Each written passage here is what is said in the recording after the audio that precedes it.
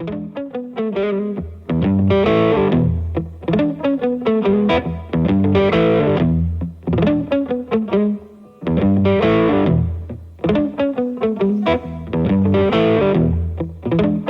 truck is this? Other's truck.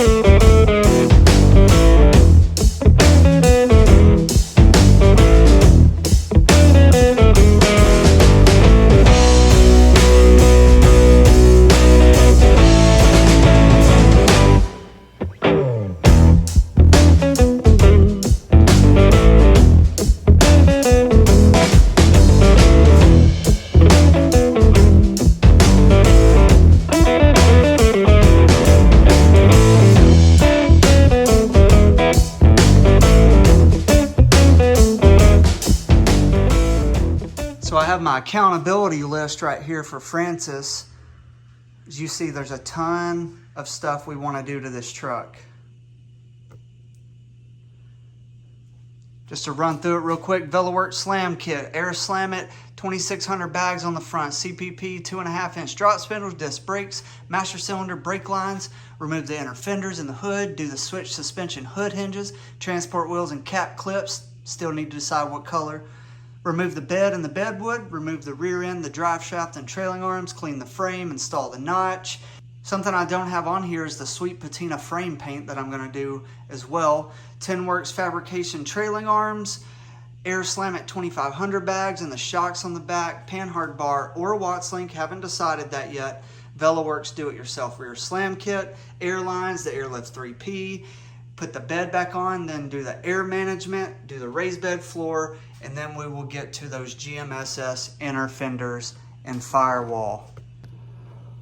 Whew, that seems like a lot, but hey, we're gonna knock it out one step at a time, right? So what we'll do first is go ahead and get the front jacked up, get all the drum brakes, the spindles, and all that kind of stuff off of the truck, and get it ready for the VeloWorks front do-it-yourself slam kit.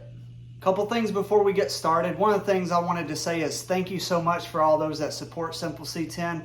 It is awesome. Again, that is why I do this, for the community, to help empower and encourage other people that are building trucks. So thank you so much for that. If you have yet to subscribe to this channel, hit the subscribe button. If you have already, hit the like button, share it with friends, that'd be awesome. Another thing you need to check out is in the description. If you click the title of this video, then there's gonna be a link to my link tree. On that link tree, it has all the community built truck sponsors, it has other links to my videos, but most importantly, it has product links. So a lot of people message me, they're like, hey, do you have a link to that part or this part? I try to link all the items that I mentioned in that link tree. There'll also be some other links in the YouTube description, but just always go to the link tree. If you follow me on Instagram, in my bio is the link tree, and it'll have everything that you need. Here in a couple weeks, I'll also have some merch available. That is something that you asked for. I didn't even know people wanted to wear Simple C10 stuff, but I've got some of that created and ordered, and I'll update the website soon, and you'll be able to purchase it from my Shopify. Hey guys, I want to challenge you a little bit. I've got almost 40,000 followers on Instagram, which blows my mind, but only 4,000 subscribers on YouTube. So I know more of you are watching this video that haven't subscribed. So do me a favor, hit the subscribe button. It's going to help this channel grow. It's going to help the channel reach more people. So thank you to everybody that's already done that. If you don't have an account, some people have said that. Hey, just create an account real quick. It takes 30 seconds. Subscribe to my channel, and that's all I'm asking. So thank you. Stay tuned. Let's go.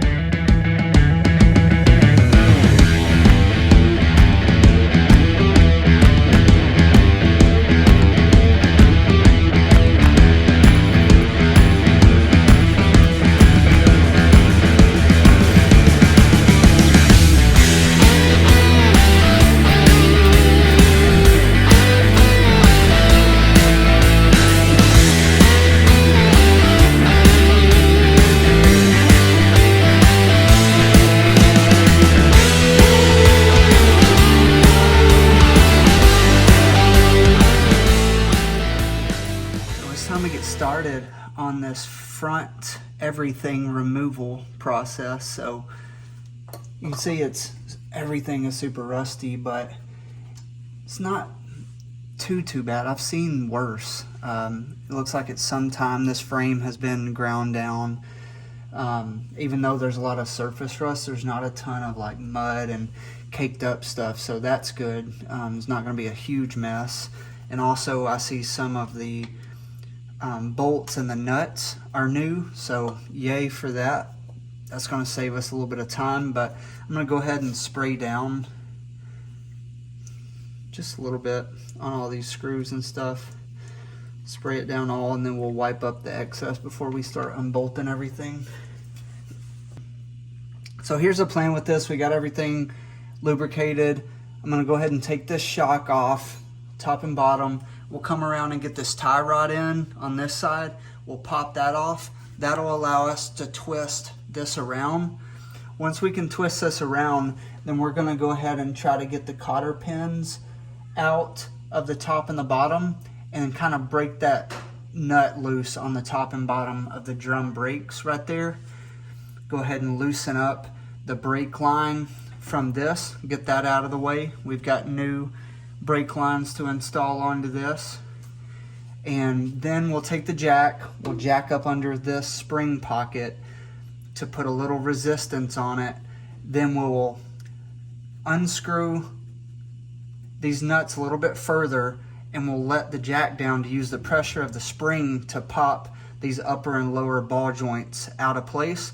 Then we'll jack it up again, and then we'll undo the bolts, and then we'll stand clear and get on the other side, let this go down, pop that spring out. So I know that was a bunch of words and a lot of stuff, but I want to give you a rundown of what we're about to do, because I'm going to speed it up some, and you'll see me get it all done.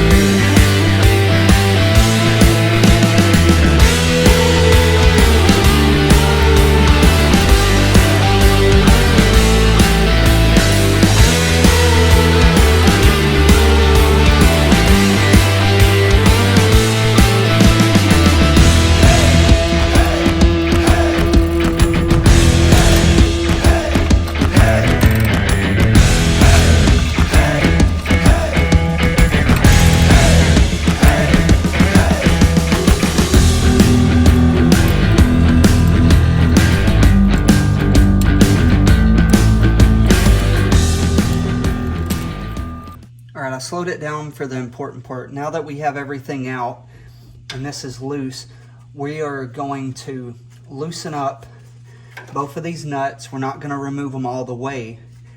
Just kind of loosen them up a little bit, enough where we can let the pressure from the jack stand down, and then smack on it a couple times to break the upper and lower ball joints kind of loose. And then we'll jack it up again, loosen them all the way, then loosen it one more time and let that spring pop out of there when we're way out of the way.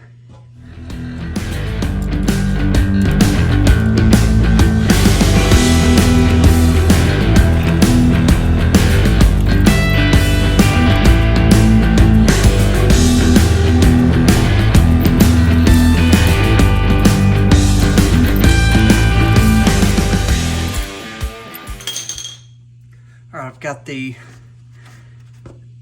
nuts on the ball joints kind of flush with the ends, just a little bit of a gap in the top and bottom.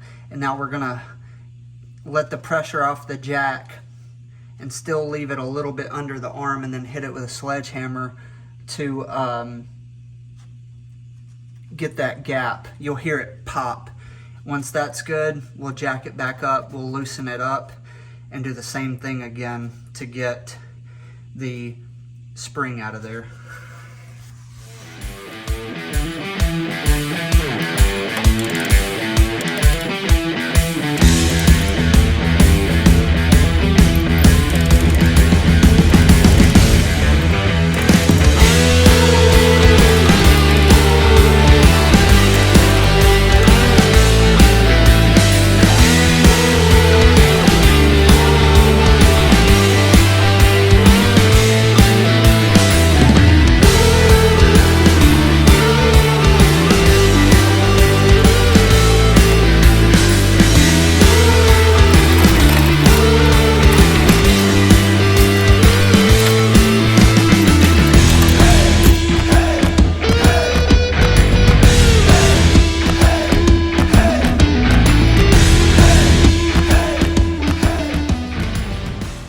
Keep up with your shims. So what this represents is the left, which is the driver's side, left, and the left, right. So this is the driver's side left and the driver's side right shims. You want to keep those the way that they are because the truck was aligned before. That way when we go to reinstall those upper control arms, we'll clean these up one at a time, but then we can put those right in and install them.